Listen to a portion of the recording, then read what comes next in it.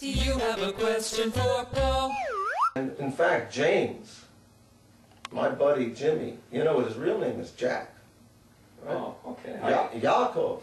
Oh, Yaakov. I call him J-Bone. J-Bo. That's J-Bone. Why J-Bone? Is that like some kind the of big groovy? J? Yeah. Oh, that's a groovy thing. Yeah. Yeah. Well, he's Jacob. We never heard of James, but these Gentiles just couldn't bring themselves to say the book of Jacob, especially in the New Testament, because that's Gentile, Jacob. See, but the Dutch people, they're good. They kept naming their kids Jacob. They have a lot of that Semitic spirit in them. Some of us speculate that they're one of the 10 tribes that kind of made it up to the lowlands.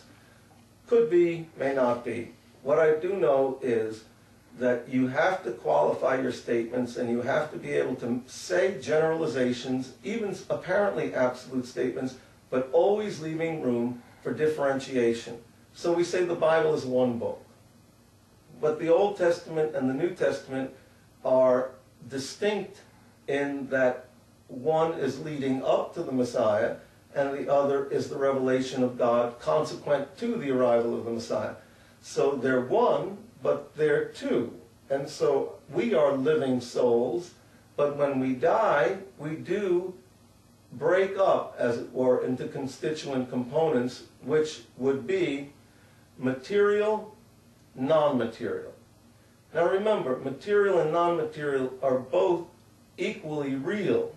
In your age, the time in which you're bound and restricted, unlike me, I've got a license to travel,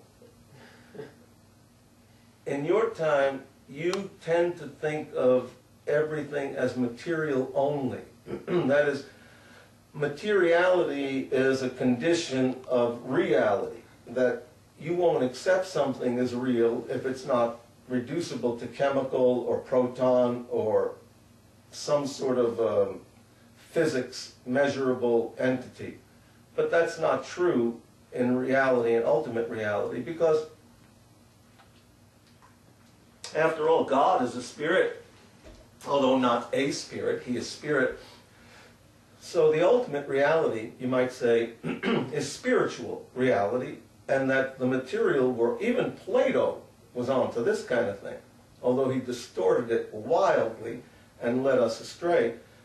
But the fact is that God, as the originator of all things, as spirit, is ultimate, and then material is the creation of God. When you see scientists in your generation dismissing the spiritual, this is the modern version of worshiping the creature rather than the creator. It takes the material and it says that's the only thing that's real. Therefore, whatever hierarchy you have, at the top of that hierarchy will be something creaturely, something material, made. It can't be the true God. So they are hemmed in by their philosophy to idolatry. They can't break out of it. This is what I wrote about in Romans 1. Though from the creation it's evident that there's a creator, because they have a problem with God, they deny him. And so they worship and serve the creature rather than the creator, even though they know better. So my answer to JR is that this so-called Semitic totality concept is reflective of a biblical truth, but that biblical truth is the unity of the person. But the unity of the person does not dismiss the idea that there's separability, which is what is experienced at death. Therefore, taken from another angle, you could say that for life, why would we consider people other than whole people, whatever you want to say, the components, spirit, mind, soul, body? But on the other hand, why would you want to push people to be divisible? Because the only time they divide is at death. So since we're the people of life, let's be the people of life, and let's treat people as whole entities. This has much application in all of life. You have to treat your children, when you raise children, as made in the image of God, as having a non-material component as well as a material component. They may have a sensitive spirit. They may have an aggressive spirit. You also have many other applications that the creative person can make to this truth.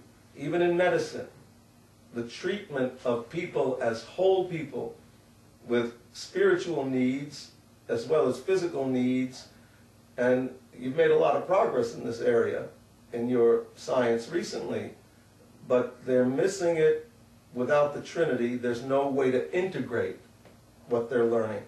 So it's important to keep moving in that direction of whole people treatment, but it's also important to remember that unless you bring the truth of God into it, you're just going to be spinning your wheels at the end of the story.